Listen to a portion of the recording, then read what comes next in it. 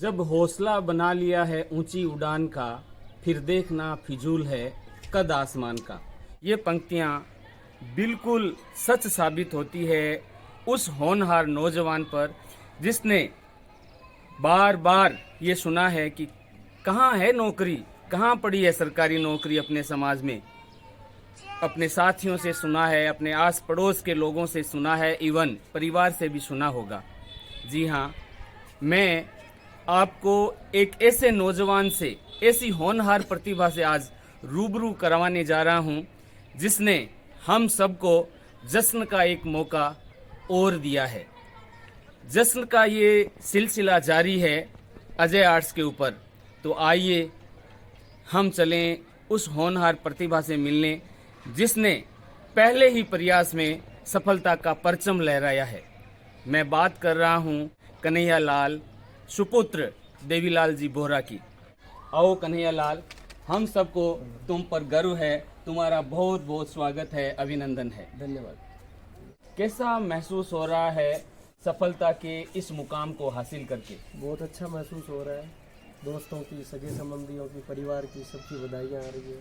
बहुत अच्छा महसूस। सफलता के इस जश्न को मनाने का एक विशेष रीजन है अजय आर्ट्स पर, ताकि इसके माध्यम से जो प्रतिभागी, जो युवा प्रतियोगी परीक्षा की तैयारी कर रहे हैं, उनको प्रेरणा मिल सके, गाइडेंस मिल सके।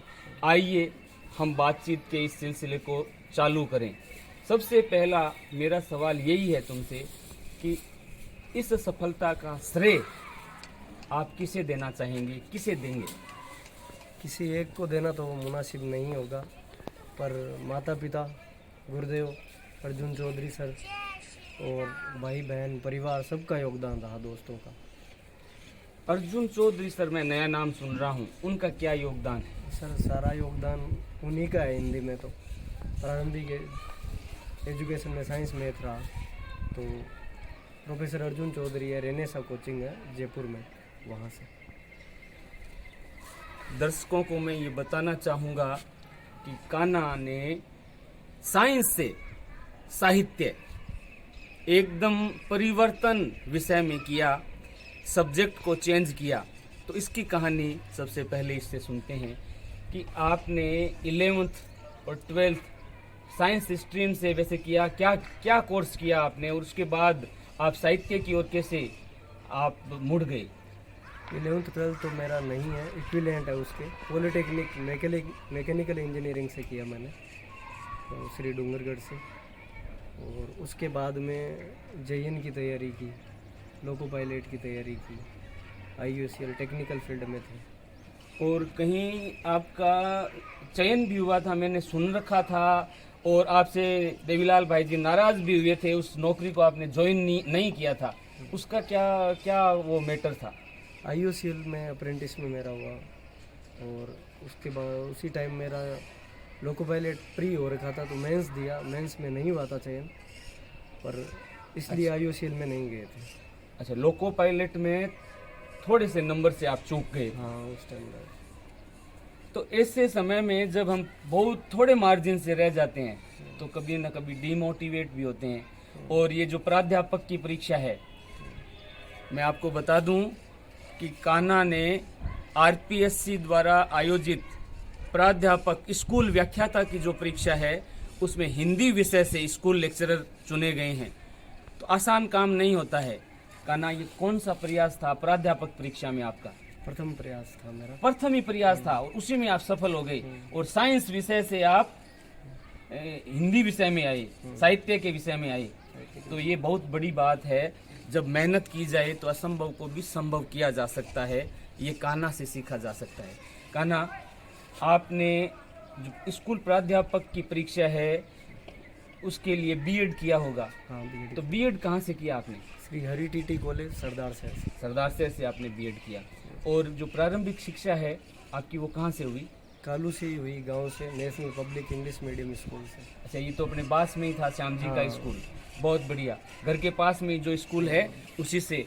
और उसके बाद में आपने पॉलिटेक्निक की, वो कहाँ से की? श्री डूंगरगढ़ से Raman polytechnic college. Raman polytechnic. और बाद में बीए किया? हाँ, बीए डिस्टेंस से किया, MGSU यूनिवर्सिटी से। अच्छा अच्छा, डिस्टेंस दूरस्थ शिक्षा से आपने बीए में हिंदी विषय था। हाँ, बीए में हिंदी विषय था।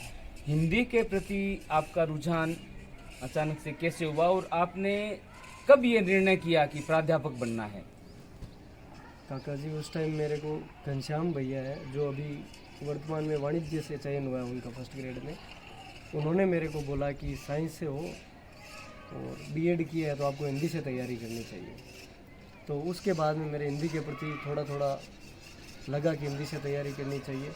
फिर जयपुर में मेरे साथ रामधन जी सैनी सर है जो EMRS में वर्तमान TGT पोस्टेड है, तो उन्होंने बोला अर्जुन सर के पास जाना चाहिए कोचिंग के लिए, क्योंकि हिंदी का बैकग्राउंड था नहीं बिल्कुल भी। तो अर्जुन सर के पास जाने के बाद में उसके बाद तो कुछ दिक्कत आई नहीं हिंदी में। अच्छा, विषय की तैयारी के साथ साथ क्या आपको इस चयन में जो पॉलिटेक्निक की पढ़ाई आपने, उसमें तो शायद साइंस स्ट्रीम की पढ़ाई, फिजिक्स केमिस्ट्री वगैरह की पढ़ाई की होगी, वो क्या काम आई आपके? उसका ही योगदान है प्रथम पेपर में। मेरे मैथ, साइंस और इंग्लिश में अच्छे क्वेश्चन सही होने से ही प्रथम पेपर पास हुआ। तो पढ़ाई है कभी भी व्यर्थ नहीं जाती, मेहनत हमेशा अपना परिणाम देती है। इसका कहने का भाव ये है कि प्रथम पेपर है उसकी तैयारी बहुत अच्छी थी, इसी के कारण विषय में हालांकि थोड़ी बहुत कमजोरी इसके रह गई होगी, लेकिन वो कवर है, वो प्रथम पेपर में इसने कर ली। किस तरह की स्ट्रेटजी बनाई और तैयारी की प्रथम पेपर की? प्रथम पेपर की मैंने खुद ही तैयारी की, कोचिंग तो कहीं से की नहीं। अच्छा, मैथ, इंग्लिश और साइंस को मेन माध्यम रखा। जीके मेरा थोड़ा वीक ही था तो मैंने उस पर कम ही ध्यान दे पाया क्योंकि समय कम था। और जैसे कोई टेस्ट सीरीज वगैरह? टेस्ट सीरीज मैंने फर्स्ट पेपर की नहीं ज्वाइन की थी। टेस्ट सीरीज भी नहीं ज्वाइन की? नहीं ज्वाइन की, मैंने पुराने PYQ ही निकाले थे। अच्छा, और जो सेकंड पेपर है हाँ, उसमें तो भाषा का ही है विशेष तौर से, तो उसकी तैयारी? उसकी तैयारी सर से कोचिंग करने के बाद में। कौन सा कोचिंग है दोबारा बताना? रेनेसा संस्थान है, रेनेसा हिंदी संस्थान जो जयपुर में है, प्रोफेसर अर्जुन चौधरी सर है। तो उसकी ऑनलाइन की या ऑफलाइन ज्वाइन की? ऑनलाइन कोचिंग की। ऑनलाइन कोचिंग की, क्लासें ज्वाइन नहीं की? क्लासें join प्रत्यक्ष। नहीं की। अच्छा, तो उसमें कितना समय लगता था जैसे क्लास अटेंड करने में? और में एक क्लास लेता था मैं अच्छा 3 घंटे की सिर्फ, और पिछले 2 साल से मैंने फर्स्ट ग्रेड की तैयारी की, उसके बीच में कोई एग्ज़ाम नहीं दिया। इस एग्जाम के अलावा अध्यापक के लिए आपने और कौन कौन से एग्जाम दिए हैं? प्रथम पेपर था मेरा रीट का, प्री हो गया। उसके बाद में मेंस दिया, उसमें चयन नहीं हुआ। और जनवरी 2023 में मैंने सीटेट का दिया, वो प्री क्लियर होने के बाद उसके बाद मैंने DSSB का पेपर दिया, TGT का। उसका अभी रिजल्ट नहीं आया है, वो भी ठीक हुआ एग्ज़ाम। मेंस दिया है अभी KVS का, उसका रिजल्ट आया नहीं है। सेंटर की भी मैंने साथ साथ तैयारी जारी रखी। सोशल मीडिया का ज़माना है, क्या आप सोशल मीडिया पे हैं? कितना एक्टिव हैं? मेरे सोशल मीडिया पे अकाउंट्स है, फेसबुक पे भी है, इंस्टाग्राम पे भी है, पर बहुत कम एक्टिव हूँ मैं सोशल मीडिया पे। बस कुछ न्यूज़ के लिए, वर्तमान प्रासंगिकता है इसलिए कुछ अपने को उपयोग लेना भी चाहिए सोशल मीडिया का, पर तैयारी के दौर में सोशल मीडिया का जितना कम उपयोग कर सको उतना अच्छा है। सही बात है, समय के पल पल की महत्ता है तैयारी के दौरान। आपके कौन से साहित्यकार, लेखक या कवि हैं जो आपको प्रिय हैं? कौन से हैं? और कोई उनकी कोई पंक्तियाँ, कोई रचना आपको ध्यान में आ रही हो कि दर्शकों को, हम सबको बताएं। हिंदी में मेरी साहित्य में गहन रुचि है, व्याकरण की बजाय। और कवि में एक फेवरेट कवि का नाम लिया जाए तो मुख्यतः मैंने जब शुरू में पढ़ा तो गणानंद जो रीतिकालीन कवि है, रीतिमुक्त कवि है, वो मेरे फेवरेट कवि है। तुम कौन सी पार्टी पढ़े हो लला, मनु ले हुप देव छटाक नहीं। गणानंद कहे सुजान सुनोई तय कते दूसरो आंक नहीं। तब हार पहाड़ से लागत है, अब आने के बीच पहाड़ परे। ये जयशंकर प्रसाद जी की एक पंक्ति है जो प्रेम पथिक से है कि इस पथ का उद्देश्य नहीं है श्रांत भवन में टिक रहना, किंतु पहुंचना उस मंजिल पर जिसके आगे राह नहीं। आपने लिख रखा होगा ऐसे कोटेशन को, अन्य कोटेशन को? ऐसे कोटेशन को जब हमने कोचिंग की शुरुआत की तब गुरुदेव की प्रथम पंक्ति थी हमारे, जो मेरी अभी भी आदिकाल के नोट्स पे पहले पेज पे लिखी हुई है, कि गुरुदेव बोलते थे कि जिस तरह मैं बोलता हूँ उस तरह तू लिख, और उसके बाद भी तुम मुझसे बड़ा दिख। तो गुरु शिष्य परंपरा में गुरुदेव का बहुत बड़ा योगदान रहा। तो ये भी बात सही है कि अपने जीवन में माता पिता के अलावा गुरु का पद ही ऐसा है, गुरु ही ऐसा सोचता है कि मेरा शिष्य है वो मेरे से आगे बढ़े और बहुत ऊंचे पद तक जाए। तो वाकई में आपको भी ऐसे गुरु मिले, ये बहुत बड़ी बात है, बहुत अच्छी बात है। उन गुरुदेव को भी हम याद कर रहे हैं, उनको भी बहुत बहुत साधुवाद, बहुत बहुत शुक्रिया। प्रतियोगी परीक्षा की जो तैयारी कर रहे हैं युवा, उनके लिए आप क्या संदेश देना चाहेंगे? उनको मैं बोलना चाहूँगा कि निरंतर लगातार पढ़ते रहें। ऐसा नहीं कि एक दिन पढ़ लिया 5 दिन नहीं पढ़े, निरंतर चाहिए 2 घंटा 3 घंटा 5 घंटा ऊपर प्रयास निरंतर लगातार रहना चाहिए। हिंदी प्राध्यापक बनने की तैयारी कर रहे नौजवानों के लिए आप कौन सी बुक्स हैं वो सुझाव देंगे कि वो उनको पढ़ें, तो आपकी तरह उनका भी चयन हो जाएगा? तो आपका जो सुझाव है वो महत्व रखता है, वैल्यू रखता है, वजन रखता है, क्या सुझाव देंगे? मैं सुझाव देना चाहूँगा कि मैंने कोई पुस्तक तो पढ़ी नहीं थी, प्रोफेसर अर्जुन चौधरी सर से कोचिंग की, उनके नोट्स को ही मूल मंत्र मान के पढ़ा। और उनके नोट्स में डॉक्टर नगेंद्र जी, रामचंद्र शुक्ल जी, रामोर सिंह जी, इन सब का मिश्रण है, तो वो पढ़ा। उसके बाद में बाहर से जाके मैंने यूथ कंपटीशन की एक बुक आती है जिनमें क्वेश्चंस है, PYQ, ऑल इंडिया में जितनी हिंदी की जो कंपटीशन होते हैं उनके सारे क्वेश्चन है उसमें।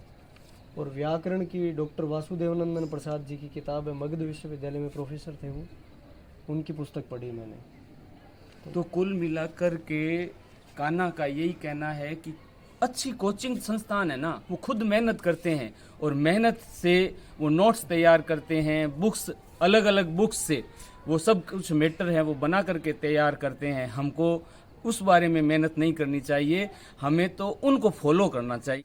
प्राध्यापक बन गए, एक सपना होता है, आगे कुछ और सोचा है? आगे मुझे अभी नेट का एग्ज़ाम देना है, उसके बाद असिस्टेंट प्रोफेसर की तैयारी करूँ। आपका सपना साकार हो और असिस्टेंट प्रोफेसर के मुकाम को भी आप शीघ्रता के साथ हासिल करें अपने मेहनत के बल पर। 9 अप्रैल को आपका रिजल्ट आया था और 9 अप्रैल को ही अजय आर्ट्स ने आपके साथ संपर्क किया था, लेकिन आप आ नहीं पाए क्योंकि आपने कहा कि ईश्वर के धोख लगा लूं। तो आप के इष्ट कौन से देवता हैं और आप भाग्य को या भगवान को अपनी सफलता में कितना मानते हैं योगदान? भाग्य को और भगवान को मेरे जीवन में और मेरी सफलता में बहुत महत्वपूर्ण योगदान रहा है। माँ सच्चाई माता हमारी कुलदेवी है ओसिया, उनका बहुत ज़्यादा योगदान रहा। मैं उनके प्रति मेरी श्रद्धा और आस्था बहुत ज़्यादा है। और उसके बाद माँ कालका माता की भी बहुत बड़ी कृपा रही, और सालासर बालाजी भी मैं अभी पैदल जाके आया था। तो कुल मिलाकर के कान्हा का कहना यही है कि अपने आराध्य के प्रति श्रद्धा कहीं ना कहीं अपने आप में विश्वास बढ़ाती है। आपके परिवार में और कौन कौन हैं? परिवार में माताजी, पिताजी और बड़े भैया भाभी जी, 2 भतीजे हैं छोटे, और मेरे से छोटे 2 भाई हैं। कोई सरकारी सेवा में है? सरकारी सेवा में मेरा प्रथम ही चयन हुआ है, कोई नहीं है सरकारी सेवा में। फैमिली बैकग्राउंड में सरकारी सेवा में कोई नहीं है, तो आपको गाइडेंस वगैरह कहाँ से प्राप्त होती थी? और परिवार से सहयोग होना बहुत ज़रूरी है, तो परिवार में आपको किस से सहयोग मिला जिसके कारण आप ये मुकाम, सफलता का ये परचम फहरा पाए? प्रथम तो सहयोग पापा जी का रहा, जो व्यवसाय भी करते हैं, कृषि से भी है। तो उन्होंने मेरे को हमेशा बोलते रहे कि पढ़ना है, इन फ्यूचर पढ़ाई का ही महत्व है हमेशा से। वो खुद इतने पढ़े हुए नहीं हैं, उनकी सोच बहुत व्यापक है। शिक्षा के प्रति हमेशा मेरे को मोटिवेट करते रहे पापा जी। और मेरे छोटा भाई दयानंद और बड़े भैया श्याम सुंदर बोरा ने मेरे को हमेशा मोटिवेट किया, और उनका योगदान मेरी लाइफ में बहुत रहा है। मैं पिछले 8 साल से जयपुर रह रहा था, तो मुझे कभी आर्थिक रूप से और हमेशा से मेरे को मोटिवेट करते रहे, मुझे प्रॉब्लम आई नहीं। बड़े भैया ने मेरे को बहुत प्रेरित किया कि मैं तो बाहर व्यवसाय करने आ गया, पर आप दोनों को पढ़ना है भाई को। मेरे छोटा भाई है, वो भी मैथ से 2nd ग्रेड की तैयारी करता है, वो भी बहुत ब्रिलियंट है। तो उसने प्रथम पेपर में मेरे को लास्ट 5-6 दिन के अंदर मैथ में बहुत सहयोग किया और मैथ में मेरे 8 क्वेश्चन सही है। दयानंद के लिए भी अजय आर्ट्स की ओर से सादर शुभेच्छा। और ये मैं मानता हूँ कि जश्न के इस सिलसिले में कभी ना कभी अजय आर्ट्स पर दयानंद भी होगा और आपकी तरह चहकता हुआ, महकता हुआ वो अपने विचार व्यक्त करेगा। ये बहुत ही पर्सनल क्वेश्चन होगा, किंतु आप हमारे भतीजे हैं, पड़ोसी हैं, तो हम भी अधिकार रखते हैं पूछने का। और जब ये इंटरव्यू आपका प्रसारित होगा तो समाज के लोगों से भी फ़ोन आने शुरू हो जाएंगे, तो इससे पहले ही क्लियर हो जाए बात, क्या आपकी शादी हो गई है? शादी नहीं हुई है, इंगेजमेंट हो गई है, 4 महीने हो गए हैं। ये भी बहुत खुशी की बात है। अजय आर्ट्स की ओर से आपको बहुत बहुत बधाई। एंगेजमेंट की आपकी सगाई हो चुकी है। धन्यवाद। आपके सपने पूरे हों। और साथ ही साथ अजय आर्ट्स की ओर से तमाम उन नौजवान युवाओं को यही कहना चाहूँगा कि अगर आप मेहनत करते रहें, कंटिन्यू आपकी मेहनत जारी रहे, तो वो कोई मुकाम नहीं है जो हासिल नहीं हो सके। बस केवल मन में जिद होनी चाहिए, कान्हा की तरह, कि आप जिद करें और उस मुकाम तक पहुँचें। आप सबको बहुत बहुत शुभकामनाएं। अजय आर्ट्स पर जीत का ये सिलसिला, जीत के ये रंग, जीत का ये जश्न जारी रहेगा। प्रतिभागी कौन होगा ये तो भविष्य की गर्त में है। धन्यवाद, नमस्कार। घर में खुशी ही खुशी छाई के सच हुआ सपना हो सारे। घर में खुशी ही खुशी छाई के सच हुआ सपना हो।